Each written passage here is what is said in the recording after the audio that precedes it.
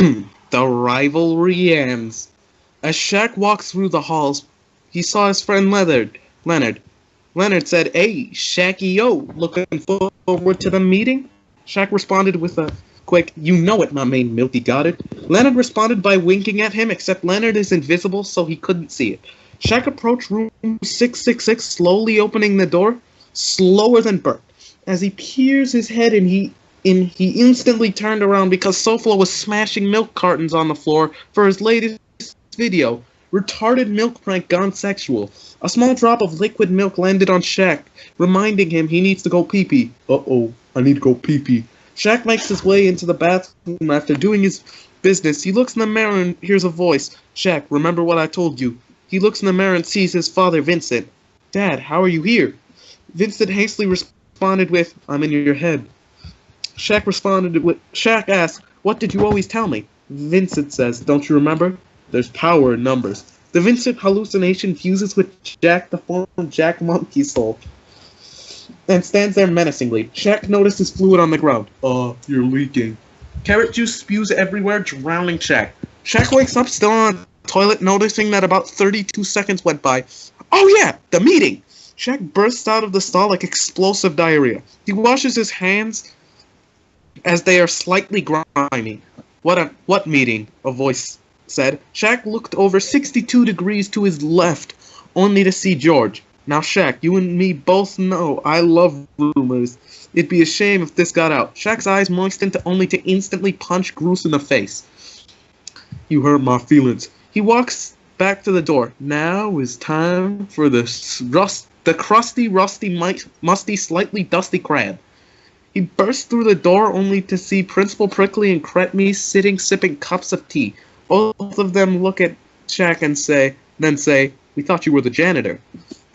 They resume fighting instantly. Shaq witnesses the highest members of the Society of the Clammy Hands stand neck and neck against the Society of the Pulsating Left Pecs. "Come on, Shaq, do what's right for the school," Principal Prickly said. Shaq walked over to the Society of the Pulsating Left Pecs. "Are you little asshats ready to be crushed?" Cretme said. The fighting resumed. Donald Trump began by shooting millions of dollars out of a minigun, giving everyone paper cuts.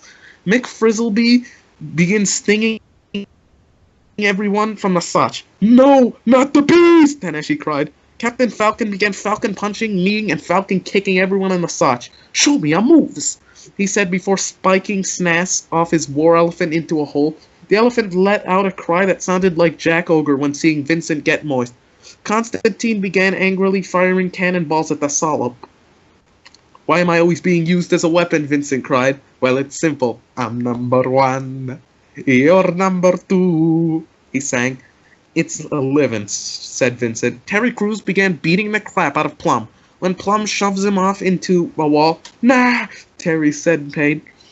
Plum looked at Shaq with a mean grin. Shaq got scared like a kid who was scared to get his vaccination from a doctor. Shaq heard Haribo and his best friend say, "I believe in you, Shaq. Come on, use your gold bond for the sake of the good of our school." Shaq let out a growl and picked up Plum and threw her at the ceiling. She flew over 6 buildings before falling through Storm Shack that he just finished rebuilding. "Oh, come the hell on!"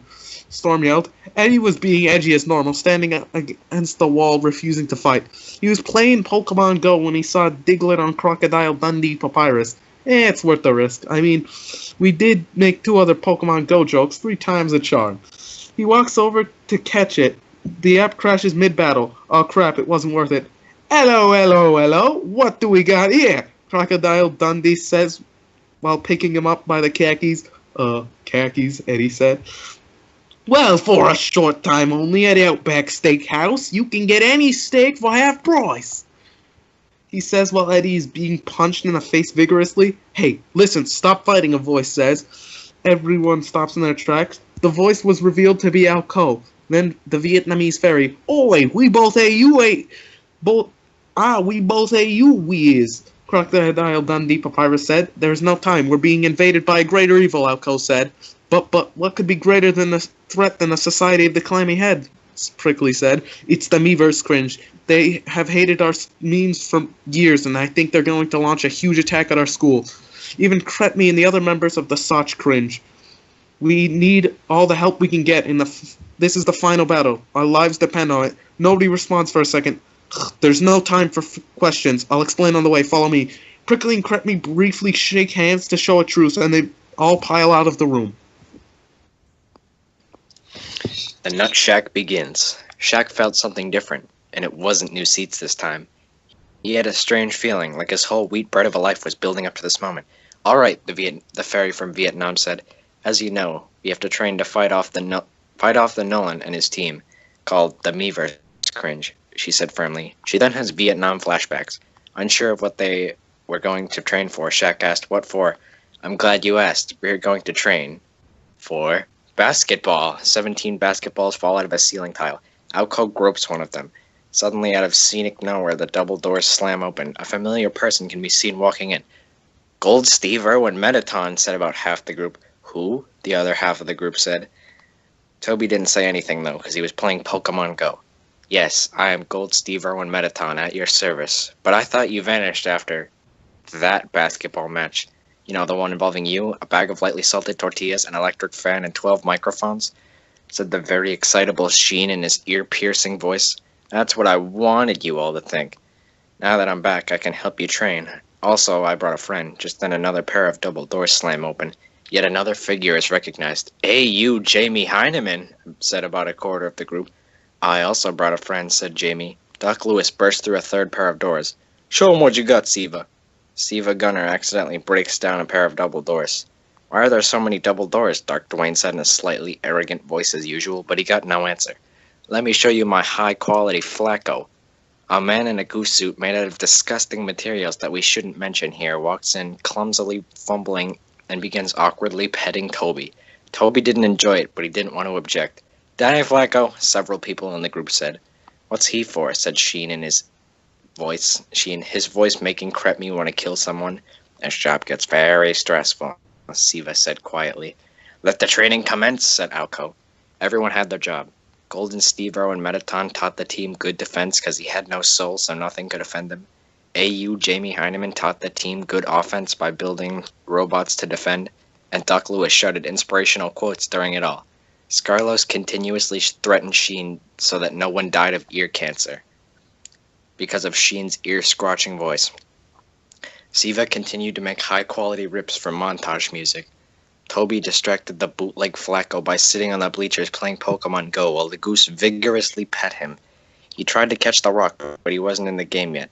On the team was Shaq, McFrizzlebee, middle-aged man in a Kermit the Frog suit, Shadow and his new robotic eyes, and Johnny Bravo as the main team, and Crepme, Portuguese Man-O-War, George, Dark Dwayne, Cash, Shaw, and Keel as the substitutes. They called their team the Nut Shack. Everybody else had to spread the word of the basketball match so that everyone could watch the Meverse Cringe be defeated once and for all. The Super Luigi U community caught word of the match and made the match even more popular. While Shaq was alone, he sang to himself, "Tomorrow, tomorrow, I'll slam you. Tomorrow, tomorrow."